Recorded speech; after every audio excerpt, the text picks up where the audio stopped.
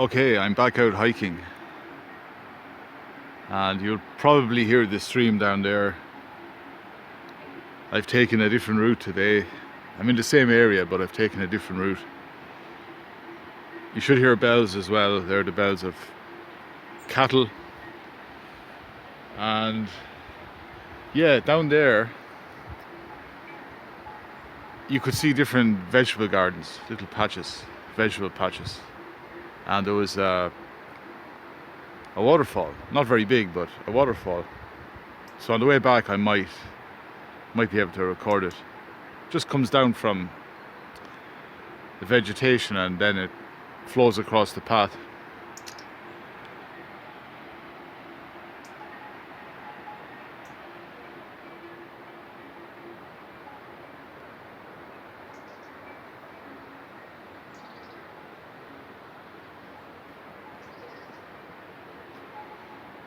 Right, so before I continue, just to mention from the last video, I was talking about the race for the South Pole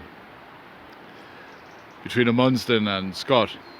There was something I forgot to mention, and that was that Scott also brought machines. Now, what sort of machines, I don't know, but the idea was these machines would do the work that the dogs would do. They would pull the loads. And Amundsen seemingly had looked into bringing machines, similar machines, but he reckoned that the machines were really in their infancy and they hadn't really been tested, especially in extreme conditions. Scott, on the other hand, through some associate of his, he managed to acquire a few machines, and they weren't a success. They weren't a success at all. The Norwegians and the English, they did meet each other prior to the race, and I'm trying to remember the names of the ships. I think the English expedition, the ship was called Terra Nova, and the Norwegian one was called Framheim. So they did actually get to meet.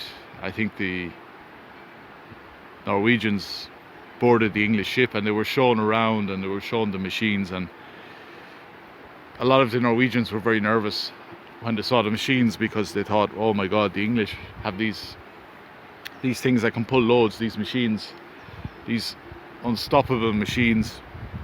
We might not have a chance in this race. But yeah, the machines were just a disaster. Something else, I'll start walking actually.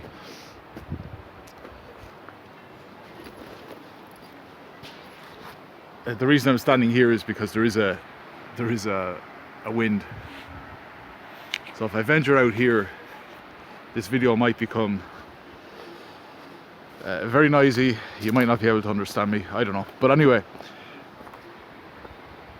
that video that I called, actually, yeah, I can feel the wind here. I might just stand here. That video I called Limits to Loyalty. A lot of people commented on it on Odyssey and on YouTube. And This Drinking Life on Odyssey, he said you should have told the landlord, you know, fuck the flatmate. You know, and I understand that, I do, you know. And then other people were saying on YouTube, good on you for not ratting out your flatmate. And Der Schleier on YouTube, he said it wasn't loyalty, it was compassion. And I thought that was interesting. The way I looked at it, even back then, and I look at it now, I was damned no matter what I did. If I told the truth and made the flatmate homeless, I would feel that would have been disloyal to someone you live with, someone you get on with. On the other hand, this individual could endanger the lives of many people, not just you know, his flatmates, not just the people in the building, but perhaps people in other buildings. So there's that as well. And I started reading a book yesterday. I have it here in my backpack. I'll take it out. And on my way here I got to read a little bit. And this guy, this German, he mentions the whole idea of compassion, which is a big coincidence, you know, it's a big coincidence. When I'm thinking of this topic, and he's railing against Schopenhauer, he's railing against European literature in general, he's railing against Tolstoy, because he says these people, they try and make compassion a virtue when really it's a curse. Anyway, this is the book The Antichrist by Nietzsche, and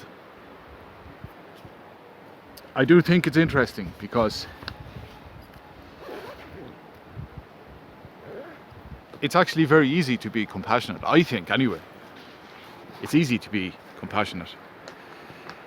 And it's easy to be compassionate without thinking of the consequences of that compassion. And we're all aware of that. So I'll get back in here out of the wind. I'll end this video now. But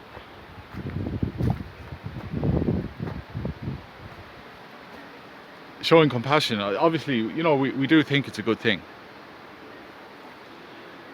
But we try to ignore thinking about the consequences of it. And in my case, in that video, Limits to Loyalty, you know, that compassion of mine